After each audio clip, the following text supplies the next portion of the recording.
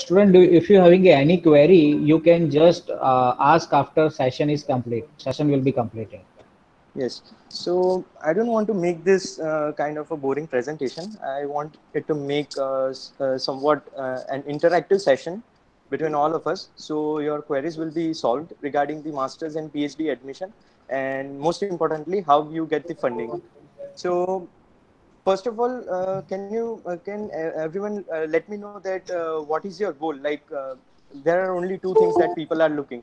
First is research, and the other thing is PR. So I guess that there will be many of the students who will be just focusing on PR. You can write in the chat. So I can get the statistics that what you people are thinking right now.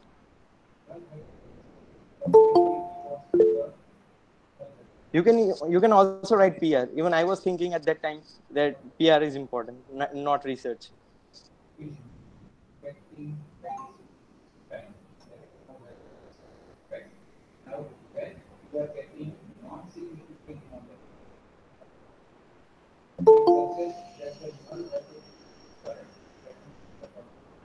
Okay, so we have got many PRs and many research students also.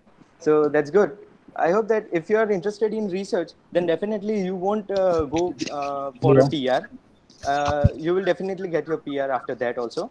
So first of all, I will start with my journey. I will share my journey, that how I started and how I planned everything and how I secured my admission with funding at University of Manitoba. So after joining my B Farm, I was not having any kind of perfect vision like what presently I am having. So first I started building up my interest in the subject of chemistry. Everyone will be having a different interest, so that's okay. And I was also thinking that I just want to get a PR or a green card and then settle in any of the countries like Canada, USA, or Australia, and so on. So as I moved forward in the subsequent semesters, my interest towards chemistry was deepening just because of the faculties at our institute, and mainly Umang sir and Mehul sir motivated me to pursue research and to write the review papers and articles on such topics. So by the end of fourth semester, I wrote one paper and it had many corrections. I got rejected three times by three of the journals. Umang sir very well know about this thing. And after those revisions, my paper was accepted by the end of the sixth semester. So at the end of the third year, I was having one paper as the first author. After that, I also wrote few of the papers, one with Umang sir again, and one with Mehul sir. So presently, I have three papers, two of them having the first author of my name. And regarding my research experience, I have two summer fellowships at our institution itself and one industrial internship at Shankus Pharmaceuticals. So I feel that industrial internship is not that important, but it is important for your degree. If you don't do that industrial internship, then you won't get your B Farm degree. So you have to just do it for the eligibility sake, and you should focus on the research fellowships. On the top of that, I also did research work during this Powral week in the third year. So you have to do such kind of research work in your extracurriculars also, because in fellowship you won't get that much time to explore such kind of activities. So that was about my experience. And about my competitive examinations, I appeared for GRE and IELTS both. So I appeared for GRE at the end of the second year. I had planned that for very at the very beginning. So I appeared for that very early. After that, at the end of the third year, I appeared for my IELTS and I cleared both the examination in my first attempt. I did IELTS by myself only. I did it during my fellowship period and during my vacation time. So I had got much time over that period, and I was able to do that. I was able to crack it. So after that, when my fourth year started, I started approaching professors at different universities abroad. Like I never had any kind of fixation in my mind that I have to go to US only, or I have to go to Canada only, or Australia only. So if you are thinking of research, then don't fix your country. Never fix it, because there are many professors all around the world which are having different interests and different specialities in their work of area, right? So you should not fix your area, you should not fix your location, you should fix your research area. That is, if you're interested in medicinal chemistry, then you should be open to all the countries. Like Europe is doing good in medicinal chemistry, UK is also good, US is also good, Canada is also good, Australia, even Australia is good, like Monash University, University of Adelaide, University of Sydney. So you should not focus on PR first. Definitely, if you are getting a fully funded PhD or master's, then definitely you are going to land a very good job, which is going to pay you a handsome salary. So you don't have to worry about that. Your PR will be secured after that. So if you are thinking of entering into research, then definitely you can select countries like US, Canada, Australia, and Europe is also better. But in Europe, there is one drawback that you need to learn their language as well. That is German. If you don't know presently, it's okay. But the admissions are also tough in Europe. But I suggest that you can also try Europe. Further, now coming back to my procedure, how I started everything. So I started my application in the month of August. I mailed 200s of professors in different universities, some in USA, some in Canada, some in Australia. And I got a few of the responses, about 10 or 20 responses I got from the professors. So the responses were good from all the professors. But one thing I would like to tell you that it doesn't depend only on the professors. It also depends on the department that you are applying to. Like if you are applying to pharmaceutical sciences department, then definitely you don't have any drawbacks with the eligibility criteria as we have BPharm degree. But if you are applying to the department of chemistry, department of biochemistry, department of physiology, then there might be possibility that department may interfere in your admission process and they may cancel your admission just because you are not having background of that bachelor's. Like even in my admission, I am in the department of chemistry, but somehow I was able to crack it just because of my experience and publications. Okay, so I was able to gain trust of my professor, and then he handled the department and he secured me that admission, right? So better focus on the pharmaceutical sciences department because your admission will be very clear cut and it will be easy for you. Now, you should not focus on if you're getting 10 responses, that doesn't mean that you have to stop applying for the universities. You should keep on applying for the university until you get the final admission letter.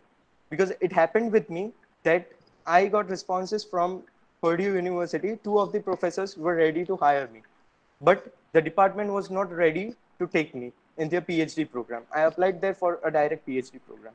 So if at that time, if I would have stayed there and waited for Purdue University, then definitely I would be sitting here with no universities in my hand. But presently, I got accepted into University of Manitoba, University of British Columbia, and University of Kansas in US. So I declined the other offers, and no doubt that University of British Columbia is the best university, but I was not able to grab a supervisor over there due to this COVID. It happened that they cancelled whole batch, so I have to drop that plan, and I'm now joining University of Manitoba in this next week.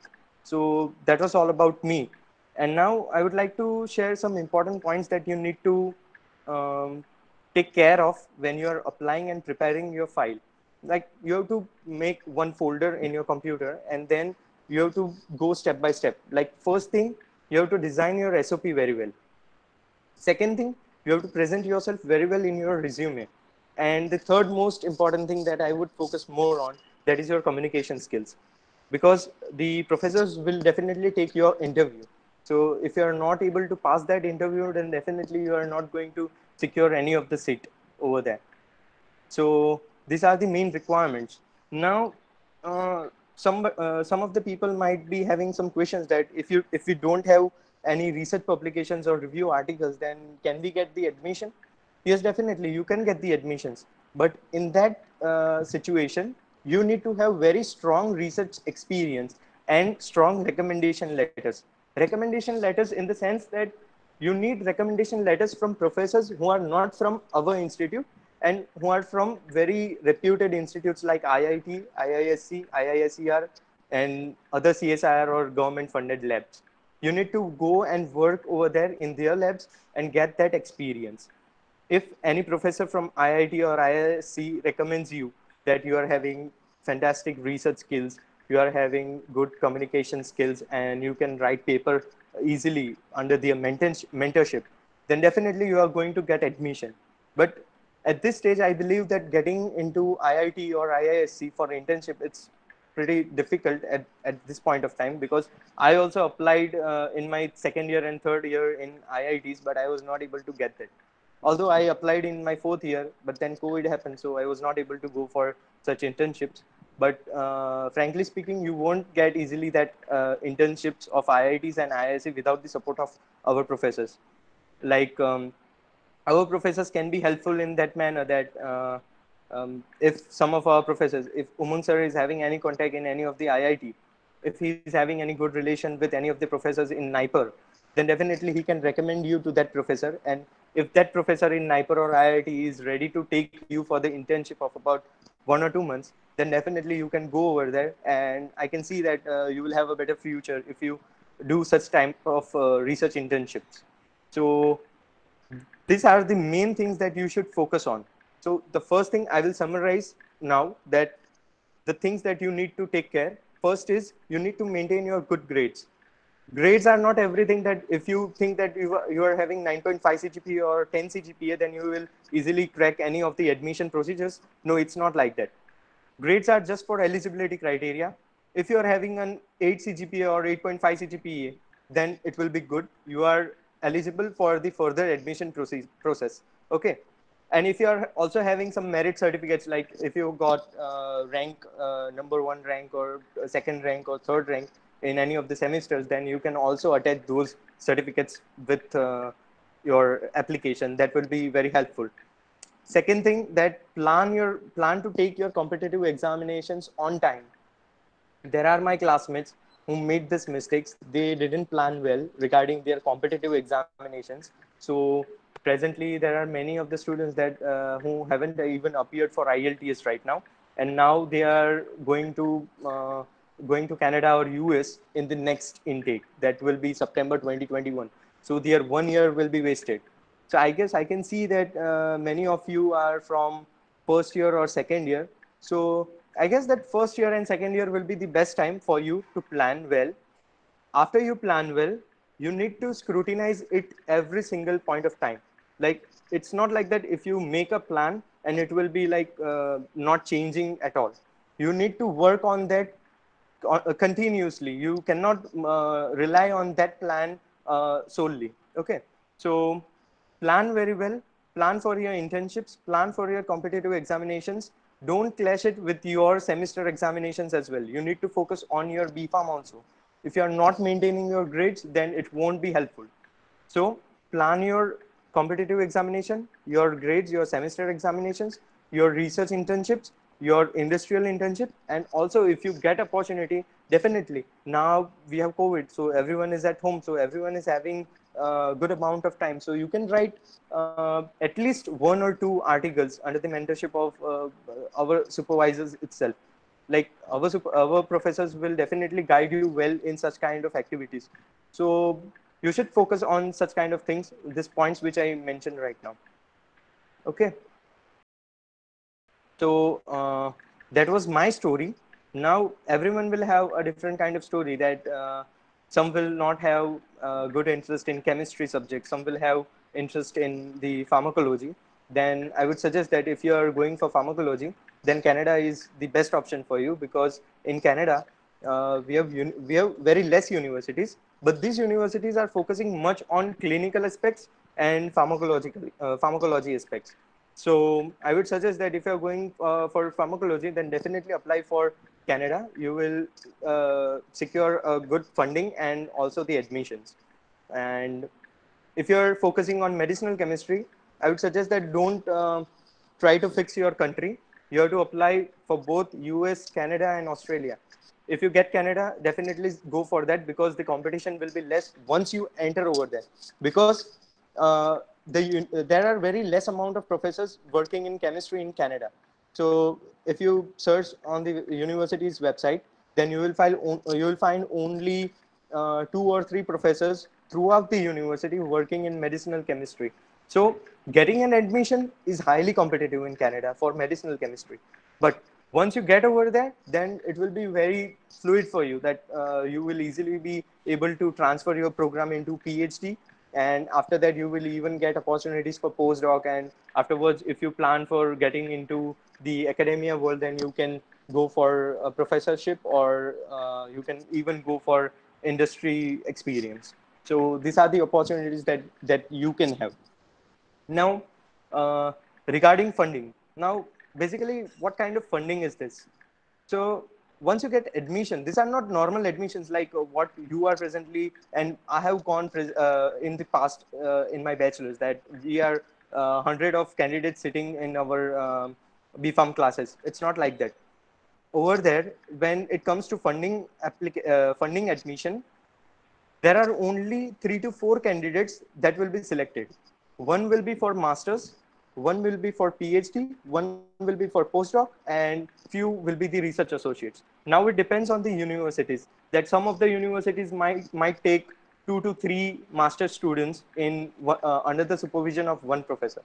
Some of will take no master students and only PhD students. So that all depends on the university and their eligibility criteria. So you need to check as per the different universities regarding it. Now, from where does this funding comes? Now, the research that those professors are doing, they get the funding from their government. Like I got the funding from my professor. My professor is getting the funding from the government of Canada, Research Manitoba. There are such agencies. They get those funding for their research work. Now, if that professor wants to continue his research work, then he wants to employ some of his students on that research project. So he will employ me on his project. I will do his work as a research assistant, and he will pay me in return. So what the funding that you are getting, it's not free. You have to provide your service to the professor. Like if you are not having those research skills, then definitely the professor won't take you. It's a matter of trust and faith that the professor is looking in you, that if you are having the research skills, then definitely he will going to take you, and he will going to fund you well throughout 2 years. Or if he gives you a transfer to a PhD program, then definitely you are very well funded for 5 years. Now funding generally comes in 2 ways. The first funding, which includes the your living expenditure, your food allowances, and all the expenditure that you do in the daily basis. And the other thing is the tuition waiver. Now, it depends on the universities, that in majority in the US universities, how do they offer fellowships? They provide very less amount of living expenditure and allowances, that is the food allowances and your other expenses. But this expenses, this fellowship is sufficient for you to waive out your expenditure, that is your food and living and so on. So that will be fine. And the other thing they will provide you, that is the tuition waiver. So you don't have to pay tuition from your pocket. Now, in Canada, what happens? You will get a very good amount of funding.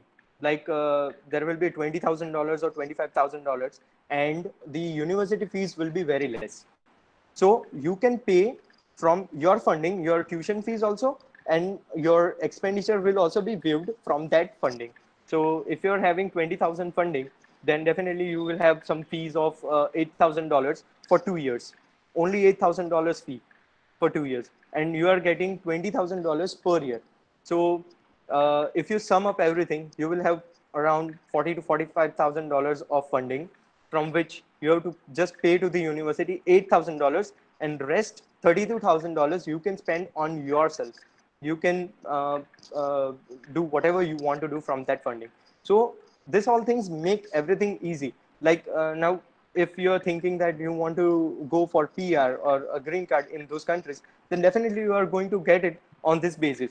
like you will be working as a research assistant and a teaching assistant on this funding.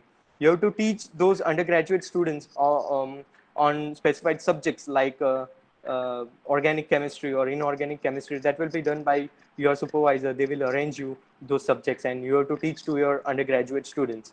So the main point is that if you are having research skills, if you are having the communication skills, then definitely you are going to get such kind of fundings. And if you are able to prove that you are also able to write research papers, then it's kind of that 99% you will be able to secure a good admission with a good package of funding. So that was about it. And if you now, I would like to have some questions from your side so that what specific questions you have, I can answer that. So, can you guide the initial steps to write a fine review article? Okay, so about review article, so basically research article is very easy for writing. Review article takes a really hell lot of pain while writing because it's totally out of you have to write everything from your mind.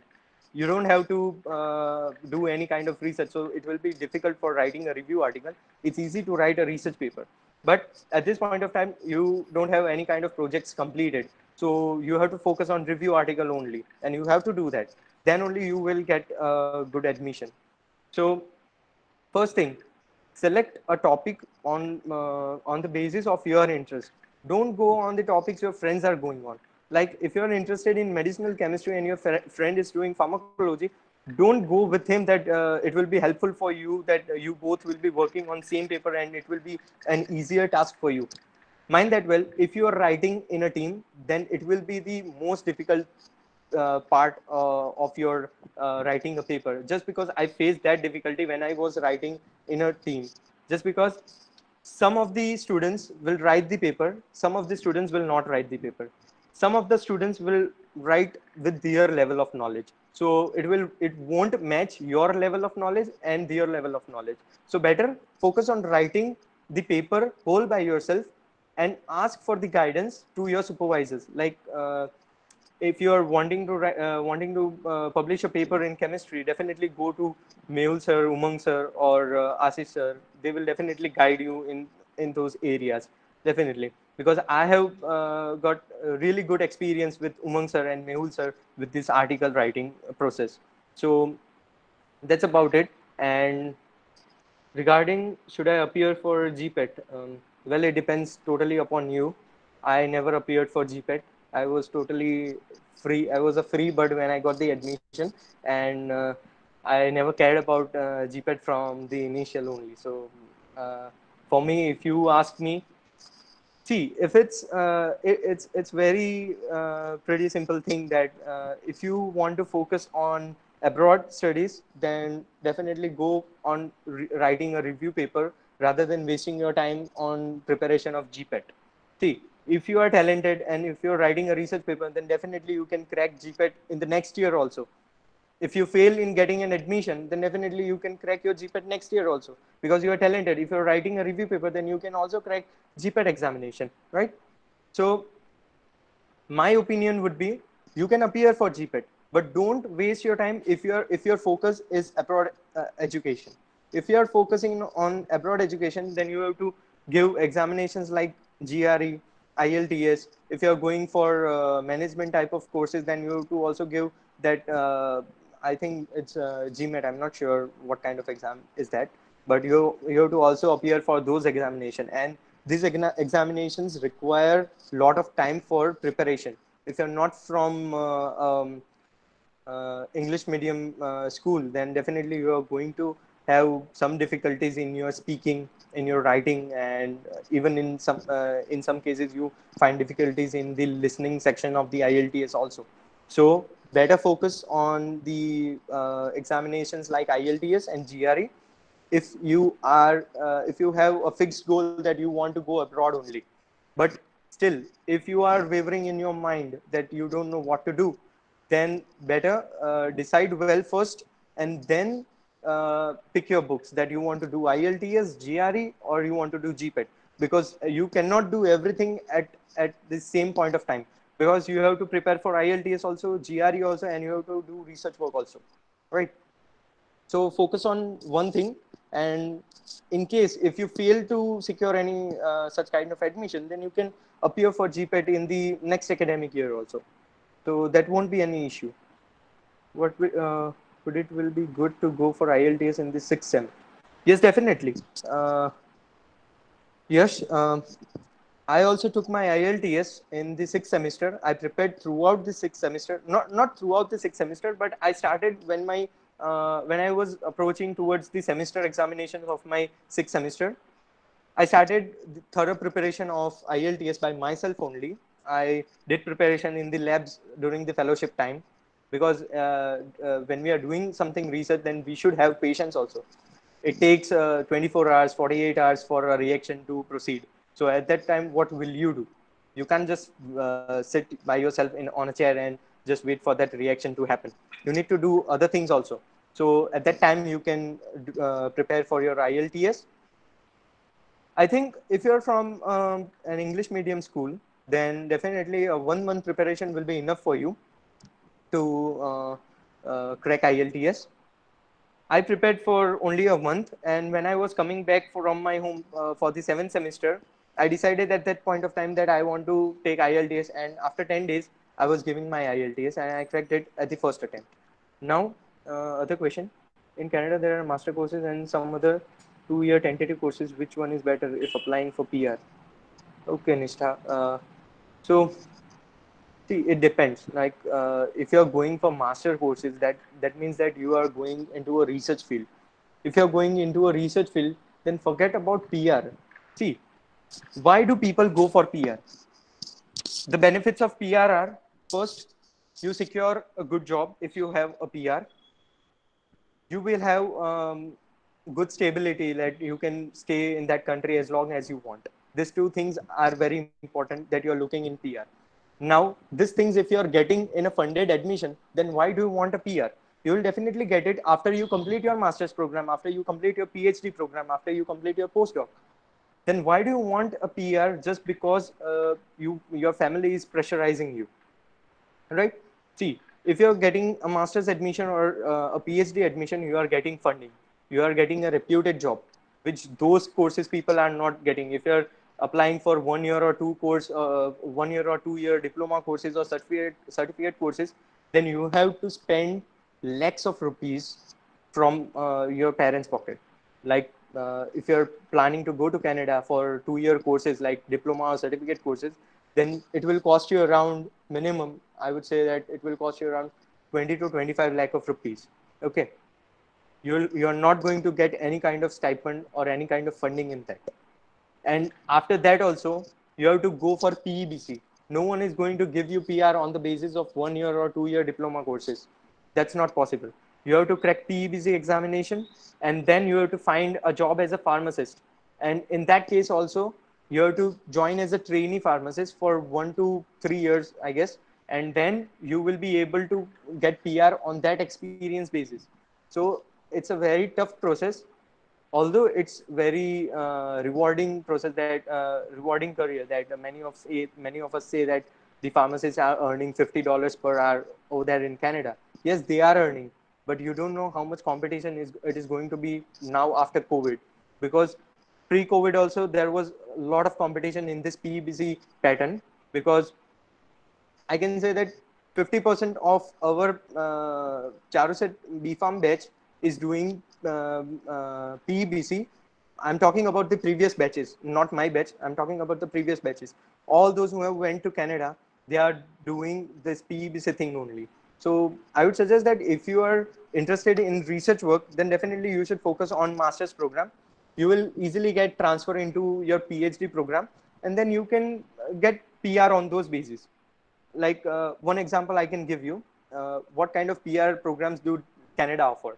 So firstly, if you are having a fully funded master's or PhD program, then you are going to work as a research and teaching assistant. So that work during your ongoing course, master's or PhD. So on the basis of that experience will be counted towards your PR. So once you graduate from your PhD degree, that experience will be counted. And once you get a job as a postdoc researcher or into an industry, then you just have to work for 1 year and you will directly get your PR. There are some provinces in Canada which will give you PR just after your graduation, like British Columbia. If you are getting into University of British Columbia, PhD admission or master's admission, once you graduate from that university, you don't even need a job offer and you will get a PR after that, after your graduation. So don't focus on PR. Definitely you will get PR if you are having good position at a master's or PhD in a PhD program in Canada or US. See, in US there are master's programs that are not funded. US only funds PhD programs. So if you are going to US for master's program, then you have to spend about 40 to 50 lakhs of rupees. So that is risky at this point of time, because you know that there are many cuttings in the H1B portfolio. So they are not allowing now international students to work after the graduation. So getting a green card in US after masters, it will be difficult. If you are thinking of going for a PhD, then definitely thumbs up. You can go for a PhD in US.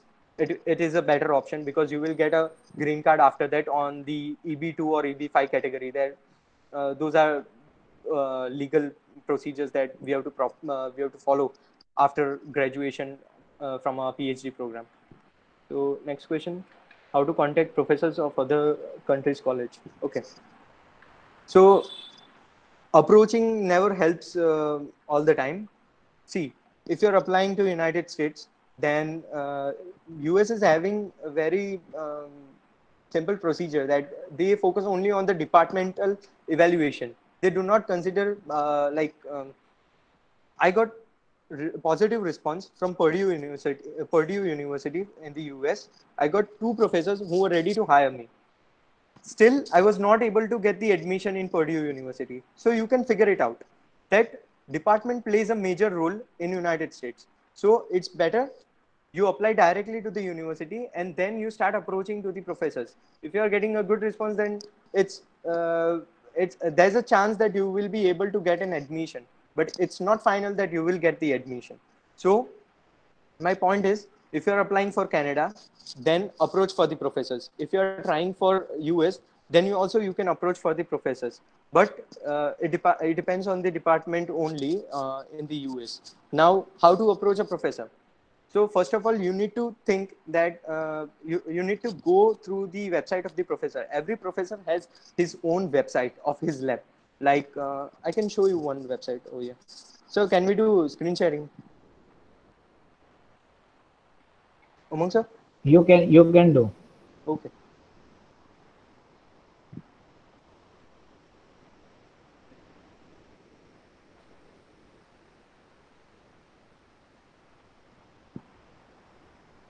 Can you see the screen? Yes. Okay. So I'll show you one example.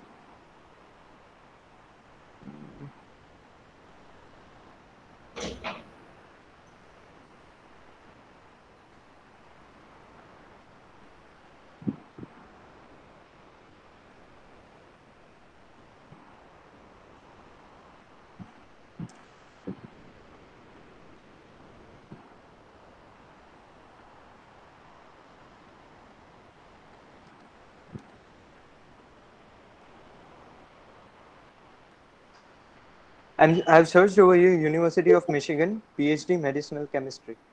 Okay. So this is the website of their department. See, the fall applications have already been started. Your deadline is December 1, so you need to apply at that point of time, before that point of time. So better stick with your deadlines. Now, go on the faculty website. See, these are the professors, and you can see here their research interest. So this is a professor in the medicinal chemistry. He is also working in medicinal chemistry. So I have opened this page of medicinal chemistry, so all are working in that area only. Now I will click on that professor's website. See, you can find over here Michigan Research Experts website, this professor's website.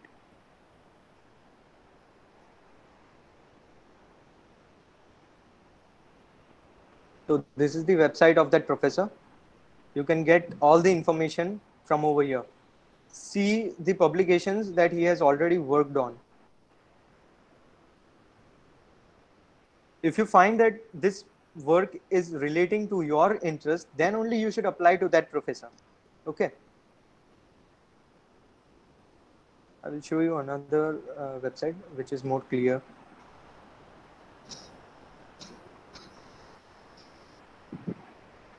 Okay.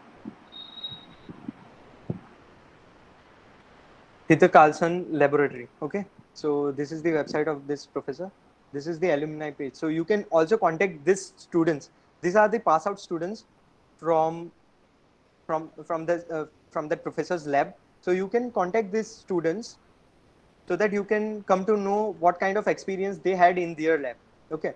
Now you can also see the present members. Now one thing that you need to figure out from this page, that is the members page.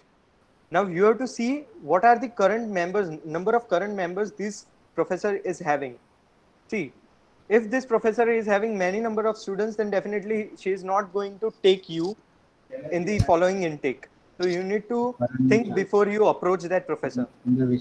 If the professor is not having the vacancy in his or her lab, then he will not take you in that program.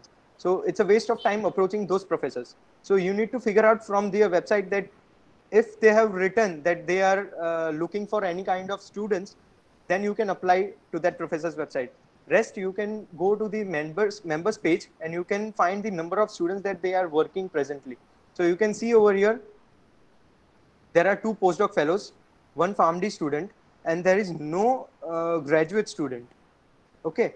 So you can apply to this professor because she is lacking in his team. Okay. So you can apply to this professor. You can go to the publications page. You can find the number of publications that she has published. You can also go to Google Scholar and search about that professor, in that Heather Carlson.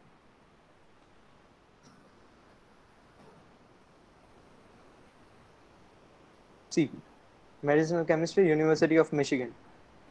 So the H index is 40. That is really great. You should also focus on the H index factor of the professor that you are applying.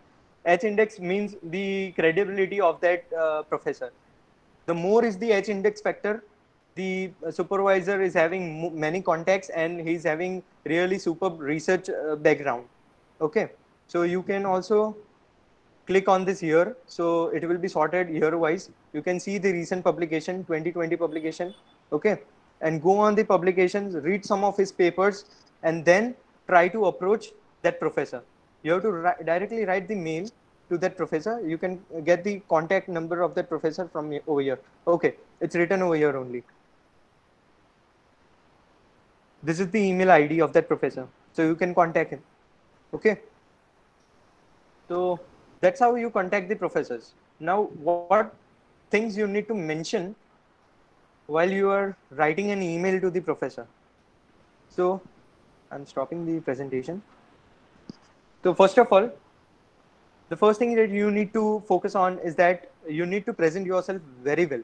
Very well means you need to showcase your BPharm undergraduate grades, that you have scored so and so CGPA up till this many semesters.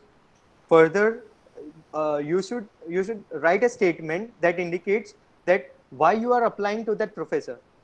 You should tell him or her that I am applying to your laboratory just because I am interested in medicinal chemistry work. I have read some of your articles. You have to mention 1 or 2 articles of that professor, and you have to write something specific about that article. So if you read some article and you find something interesting, that that professor has worked on QSAR or something very novel synthetic pathway, then you can mention that Professor, I am really impressed by your research skills in synthetic chemistry and molecular modeling.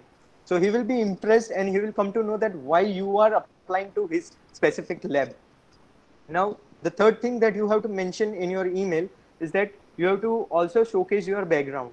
That is your research background. What kind of skills you are having. If you are having no skills in research, if you are having no experience in research, then why will that professor hire you? So The most important thing you have to mention is that you have to point out the research projects that you have previously worked upon. Okay, so if you have worked upon like synthesis of chalcone for breast cancer, then you have to mention that these are the projects that I've worked upon till now. Like first point, synthesis of chalcone. Second point, isolation of phytoconstituents from so and so plant. Okay, then write about the skills that you have. You can mention that you are good at medicinal chemistry, you are good at designing those experimental procedures, you are good at calculations part, you are good at molecular modeling, you are good at using those softwares like UCSF Chimera or SwissDoc or any kind of such softwares. So you can mention such things. And the final part, why you are applying to that university. The professor will ask you in that if the professor likes your email, and if the professor likes your resume, also you have to attach your resume with your email. So if the professor likes your profile, then he will contact you that okay, so and so person, we can set up an interview, and we will discuss further on about your opportunities. So the very first thing that the professor will ask you is that why you are applying to that university. See, you have to show that Charuset is best. You are coming from a best institute. Then only that professor will take you. No one takes any student from um, uh, um, an intermediate university. If the university is not having any kind of ranking, then the professor will not take you in his lab. Okay. So you have to showcase that Charuset is one of the best university in the Gujarat state. No matter, he's not going to find out that what kind of ranking that university is having, but you have to write down that point.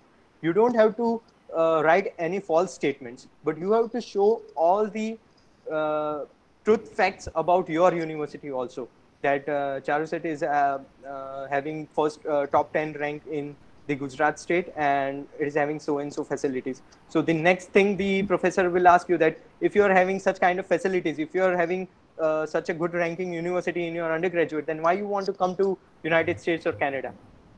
So the basic reason is that you can give that in India we have funding issues.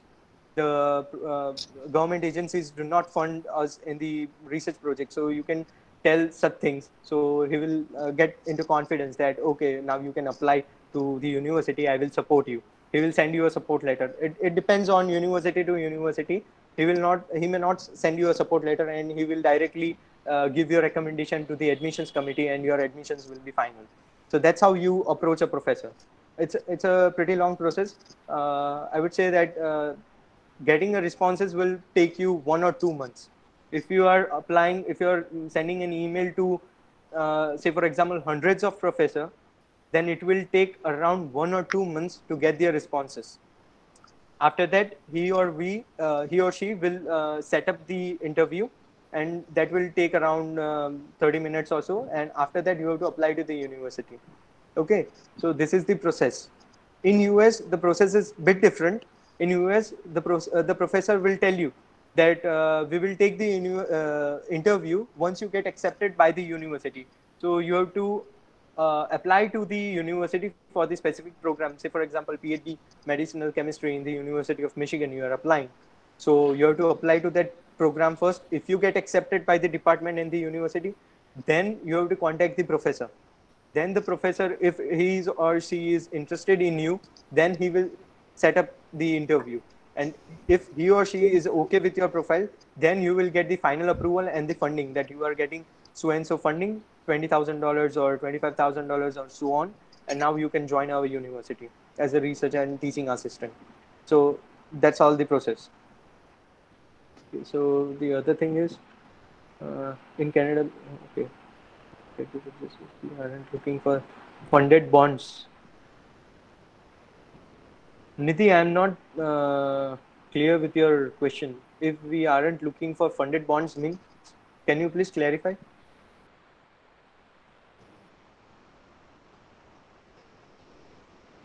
Okay, we will go with the next question. Is GRE necessary for good Canadian university? Well, it depends on the university eligibility criteria. You can check on their websites. Like I can share you some information, like University of Toronto. Okay, if you are applying to University of Toronto Pharmaceutical Sciences for either masters or PhD, then definitely you need to have GRE. It is mandatory for them to apply through GRE. Okay, So don't worry about the scores in GRE. For our BPharm branch, a score of maybe 290 or 300 above, it's safe that you score more than 300, and it will be good. So if you are having a good score of 300 in GRE, then your admissions will be secured. I can't say that your admissions will be secured, but your eligibility criteria will be cleared. See, the competitive examinations and your grades are just for the eligibility criteria. The main thing that is needed for the funding is your research experience and your research and review articles. So these are the main things that you need to focus. And also focus on the speaking and the writing part of the IELTS. If you are getting a 7 bands or more in speaking and writing, then that's superb. You will easily get research and teaching assistantship, because these are the two areas that they look for while giving you the funding. First is speaking, and the second is the writing part. Because if you are able to speak, you will be able to teach to undergraduate students.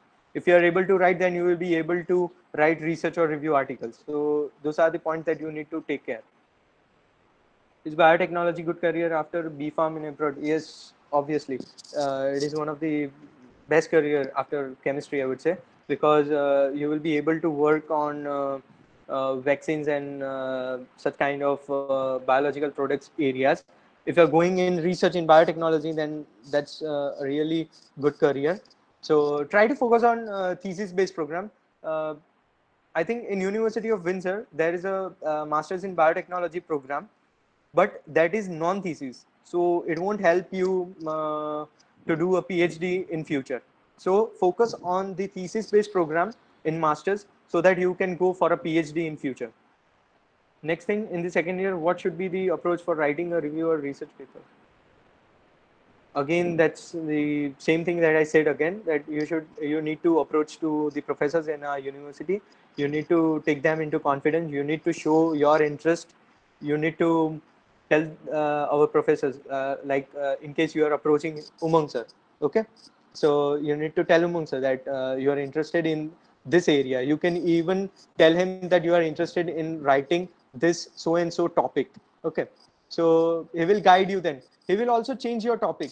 He knows very well medicinal chemistry. So he will very well guide you that this topic is not good for you, this topic is good for you, this is the trend. So obey to your professors. They will really guide you well.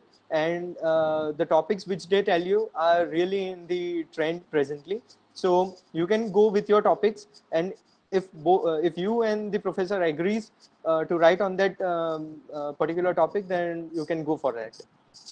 It will take around 6 months for the first paper to write, and maybe 6 months more for publication, because you will have a lot of corrections in your paper, revisions. You will have 2 to 3 rejections also. I also faced 3 rejections on my first paper, and after that it went smooth. So next is universities or colleges. What's better? Obviously, universities are better. But if you're focusing on just PR, if you're not interested in research work, then don't go for master's program, because that will be very burdensome, and you will not be able to focus on your PEBC examination. So if you are interested in research, definitely go for master's thesis program or direct PhD program.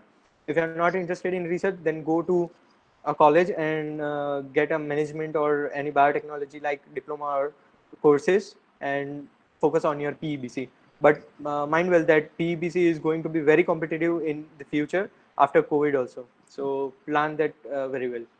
Is MBA in marketing is good career after B Farm in abroad? I would say that will be difficult, because MBA is somewhat a kind of networking kind of job. So it's very obvious thing that the domestic students will be able to communicate very well than you.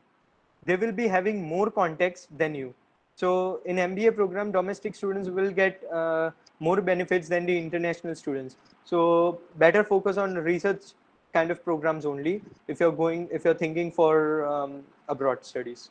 If you're thinking of MBA, then also it's good, but that will be very competitive, and you need to stay in that competition.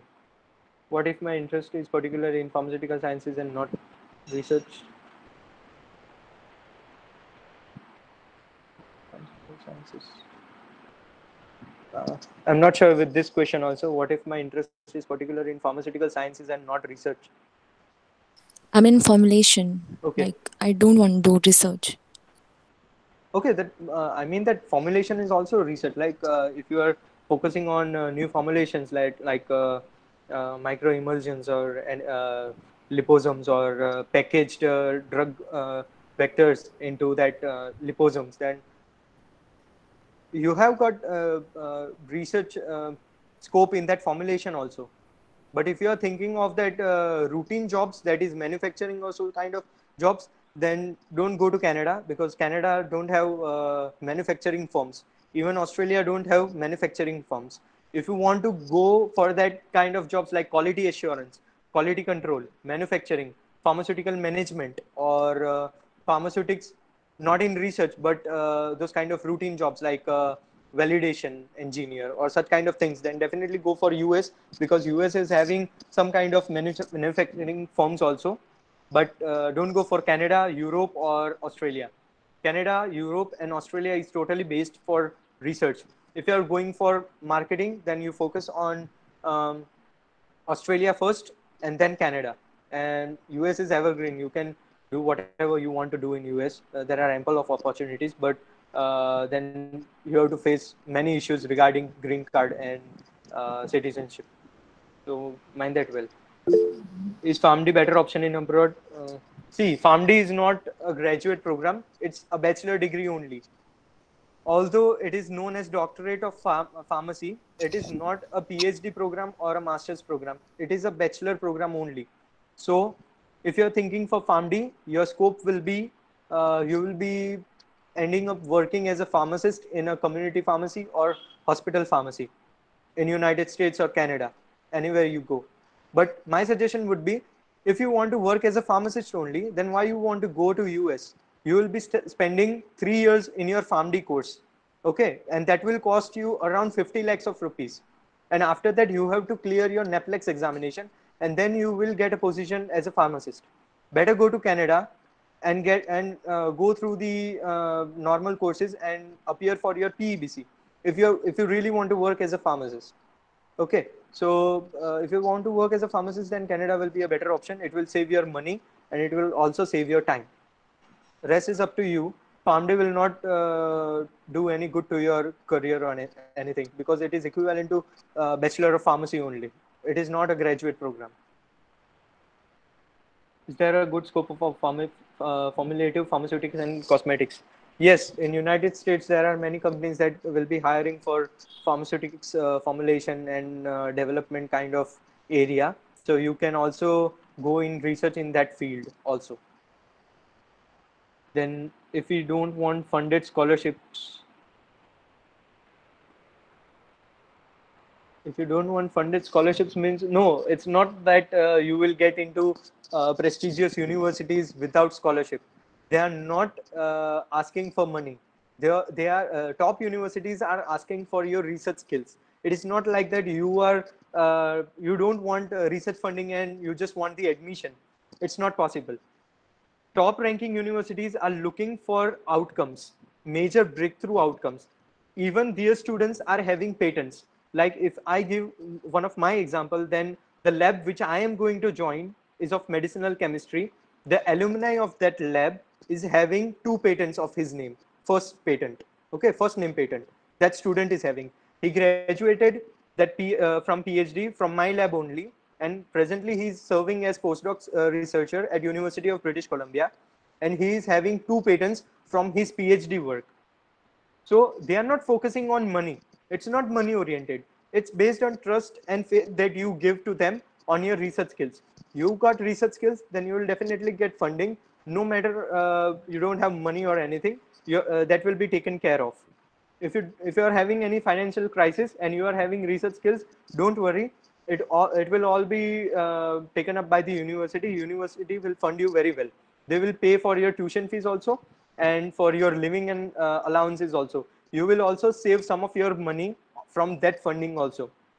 Like presently, if I tell you that of my funding, I'm getting $20,000 per year, okay, in my master's program. That will be raised up to $22,000 in PhD program if I take a transfer. So my tuition fees is just $8,000, which will be carried forward from my assistantship. Okay, so rest of the money will be saved up for me, and the living cost is just $10,000. So every year I will be saving up about $2,000 to $4,000 for myself. Okay, so you don't need to worry about the money. If you are having the skills, your job will be done. You don't have to take any kind of loans or anything. The process will be very smooth. How to get scholarship and what are the eligibility criteria for getting it? Uh, it is simple. You need research skills. You need research experience. You need good scores in your B Farm. 8.5 CGPA, that will be good for eligibility criteria. And see, it depends also on the university. I have heard that our juniors are facing a lot of troubles with the GPA. That even at 8.5 GPA, there is a first rank. It was not in our case. We had a very cutthroat competition in our time. First rank was at 9.5 CGPA. So it depends on your class also. If you are having 8.5 CGPA and if you are having a merit certificate of first rank, then definitely you don't need to worry.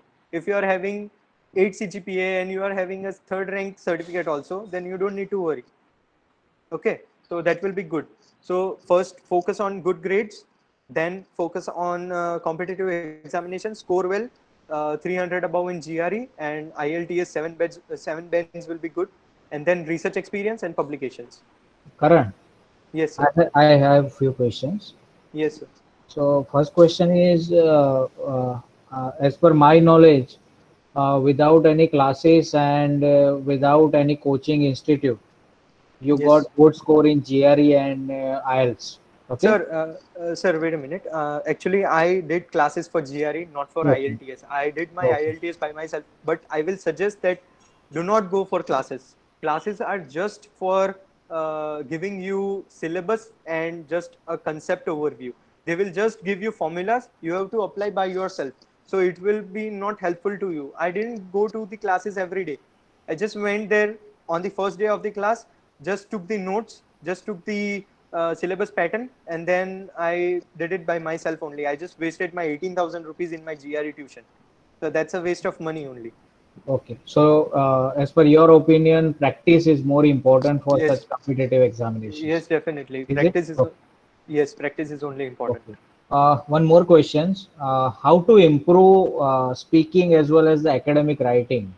Because of the many of the student when we came to us for any research and review article, and they just copy from the article and just submit us. So, Yes, how to improve, or which are your suggestion to improve speaking as well as the academic writing? What they have to do?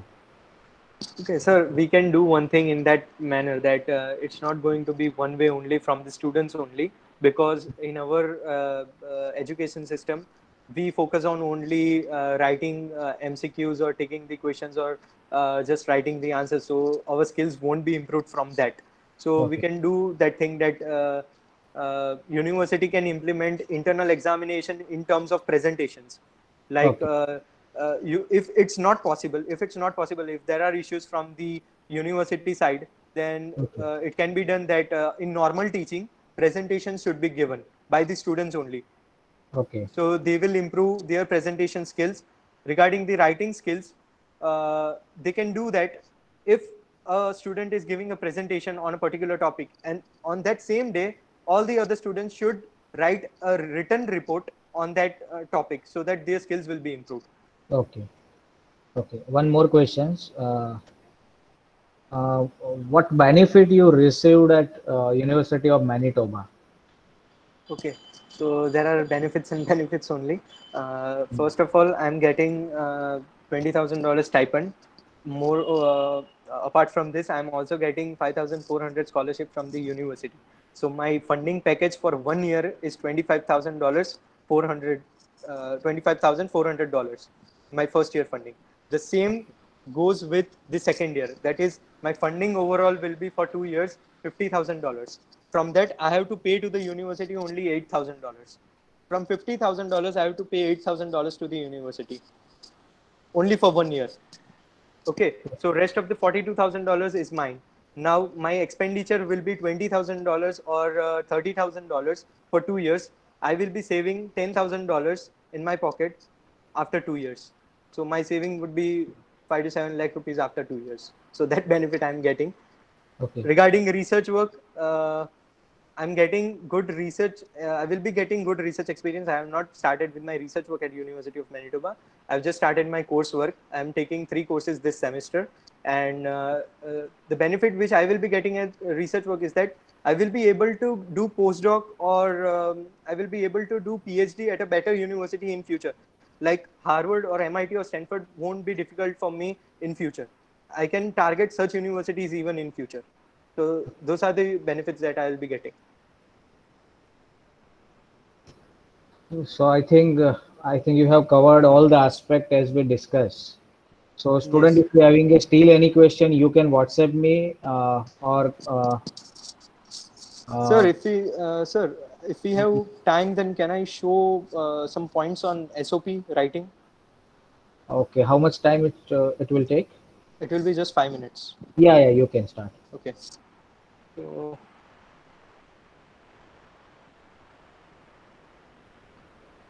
See, SOP writing is again a very crucial aspect to get the admission. yes. Okay. So I have made this important points for the SOP writing. Can you see the screen? Yes, yes. Yes. Okay. Okay. So first of all, what is SOP? Statement of purpose. Okay, everyone knows that. So your SOP should be 2 pages long. It can happen that sometimes your SOP becomes 3 pages or 3.5 pages. That would be fine. No issues with that. So there are some points that you need to cover in your SOP. And first of all, let me clear: you cannot ask to anyone regarding your SOP. It's like a bank statement. Your SOP is like the bank statement. It's very much precious. You cannot take somebody else's idea. You cannot read somebody else's work like that only, because university is reading SOPs from 50 years. They are knowing that if a student has copied the SOP from other student, then they will come to know and they will reject your application. SOP is one of the most important part in your application. Now, how well you will write your SOP? If you have done something good research work, if you are having experience, if you are having good grades, those things only you have to write in your paper on your SOP. But it should be in an effective manner. So I've got the steps for that. First of all, focus on the background in first para. How did you get interested in this field? Like you have to tell that why you were interested in medicinal chemistry. So you can write that as a child you were very much enthusiastic about how these medicines are made, how these medicines are developed, how these medicines work in the human system. So you can work on that. Huh, sir? No, sir.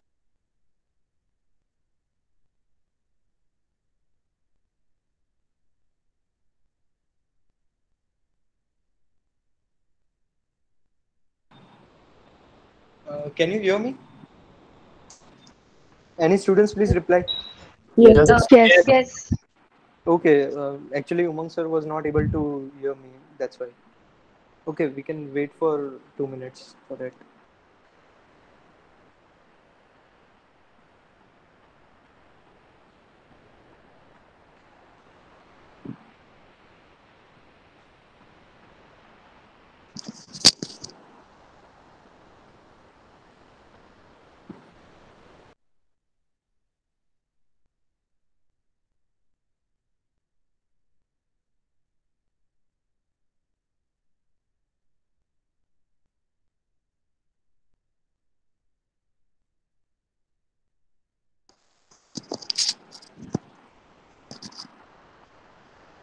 Okay, so uh, we will start again. Can you see the screen and can you hear me? Yes. Yes, sir. Okay, Yes, sir. okay. So tips for SOP. So first of all, in the first paragraph, you can mention for your background. How did you get interested in this field? Like if you're interested in ecology or chemistry, just mention that what made you interested in that field. Also mention in brief why you are applying to that specific university. You need to mention there should be some reason for applying to that university. So you should mention it within 1 or 2 lines. That will be good enough. Second, in the second paragraph, you can write about present your current position in an effective manner. So what is that? So presently you are doing your bachelor's of pharmacy, right? So you can write about your B Pharm, that you have so and so subjects in your B Pharm. You have scored this much CGPA. Your position is this. You can write an estimate ranking also. If you are having a 10th rank in your whole class, then you can also mention that my ranking is number 10 out of the batch of 100 students. You can write that. That will create an impact on that also. After that, you should write about some subjects that you are studying, pharmacology or chemistry from so and so years, and you are having an experience with that subject fundamentals. Okay, so also mention, give highlights on your academics. That is the same thing that I mentioned early. You can combine this thing into one paragraph. So this is your second paragraph. Thirdly, mention deeply about your research interest and experience. Now, SOP means something you have to write about your research also, and why you are interested in it, and also you have to showcase your experience in that. So you can mention your summer fellowship experience. You can write on that project that you did so and so work. You adopted so and so practices, like you did Clayson Smith condensation reaction. You utilize such kind of high tech equipments like HPLC, HPTLC, chromatography. You can write about that you are having experience with docking softwares and such kind of research skills. Then come on the other paragraph. If you have got many papers or poster presentations and so on, then you can mention about it in a different paragraph also. Okay, that will be a different thing, that if you're having a paper, so you can mention that what that paper is actually about. Do not enter any kind of links in SOP. We may feel that mentioning the SOP will give some kind of validation or proof to the reader, but it won't look good. The reader will check if this publication is already published or not. So we don't need to worry about it. And one more thing, you don't need to say anything wrong in your SOP. They will get to know very easily. They are reading thousands of SOP from last 50 years. So they come to know if you are lying about something. Not a single bit of lie will work over here in SOP. They will really get to know about it. If they get to know about it later, then your admission may get cancelled on the basis of that. Okay. So next comes, why do you want to perform research under the supervision of specific supervisor? Okay. So as I said earlier, after you approach the professor, you have to write in your SOP also that you have to name a few professors like Heather Carlin or whatever you names that you have seen on that website. You can mention those professors' name, and you have to write a specific reason why you want to apply to that professor's lab also for working. Okay, like you can mention the same thing, that you have read so and so papers and your field of interest is common, that you also worked in future in the past in that area, and the professor is working in that area only, so it matches. So you can write that reason. Next thing you can mention in another paragraph is that give a brief information about your co-curricular and extracurricular or social services. If you have this, then it's going to be like icing on the cake, and it will help you gain your leadership skills, that you are also a well-rounded person. Like it is like serving a platter which is having all the kind of dishes. Okay, so it's better that you mention such kind of activities also, like if you have joined any kind of services, like co-curricular or extracurricular or social services also. Then finally, in the last paragraph, what you can mention is conclude with a comprehensive visionary paragraph. What do you mean by visionary comprehensive paragraph? That means that you need to write about 6 to 7 lines. That means comprehensive. And visionary means what you're going to do in future. Like what are your plans, that you want to pursue PhD in future, you want to pursue postdoc in future, you want to work as an academia in future, or you would like to join an industry in research and development field. You have to mention such kind of things in an effective manner. You can take help of some writers also, so that you can use uh, high GRE words. You can garnish your SOP with some effective words also. So in that case, you can take help of some professional writers also. See, consultancy won't help you much, because you have to write all these things by yourself only. The consultant will not help you find out this kind of stuffs in you. You have to only write such things, and you will waste your money 20-25,000 rupees in consultancy forms. Okay, if you're not confident with your skills in writing, then you can go for consultancy. But if you're knowing that you can easily write on your if you can have you are having good communication skills, and if you are having good writing skills, then you don't need consultancy to help you. So these are the main points that are required for the SOP. Okay, and I can also show you regarding the resume making.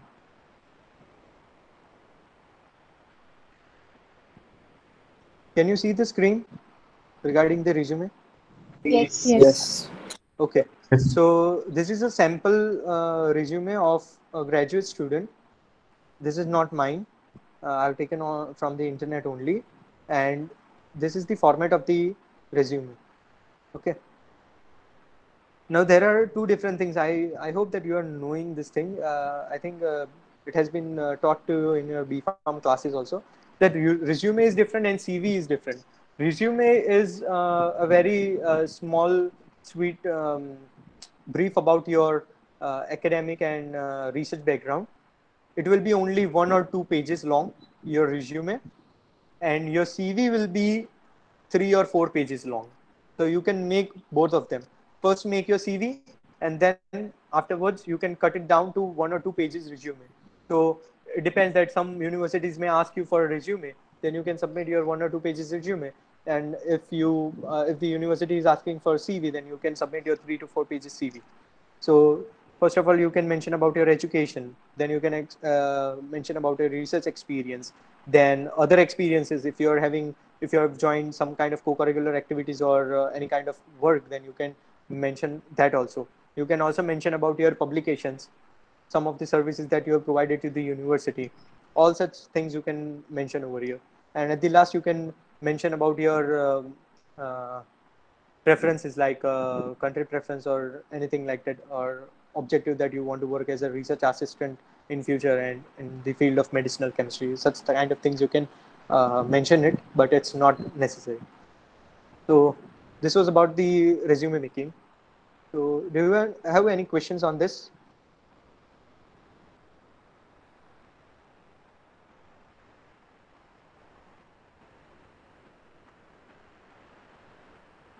Anyone? Student, do you having any question? No, sir. Okay. I will share So, you this tips for SOP and this sample resume oh, also. I will share okay, it with Umang sir. okay, okay. And if you having any questions, I will suggest your email ID. Yes, Correct? I'm writing down. I'm writing down over Okay, here. Okay. okay, okay. And student, one message from my side. I have already posted one link for feedback. It is necessary to fill the link. In link, in last questions, if you having any topic that you want to hear from our university, so we'll sure arrange such kind of lectures. So please fill the link and put your valuable feedback on the sessions. Okay. And Karan, again, on behalf of RPCP Charuset, we are thankful to you for spending your time and share your experience. I think it would be helpful to current students. Okay. Yes, And yes, sure, for sir. third and fifth sem student, it is a wonderful opportunity for you. You're having a very good time. Yes, definitely. So start planning from first year Start, only. yes. Yes. Okay. So that was all Okay. about me. Okay. Thank you, sir. Okay. Thank you very much for providing this opportunity. And also, I would like Thank. to welcome the feedback from the students also. If I had any kind of problems with the presentation or anything, please let me know. Yes. Yes. Okay. Thank you very much. So, student. Okay. Bye. Thank you. Bye. Best of luck. So, student, please write your feedback before leaving the group.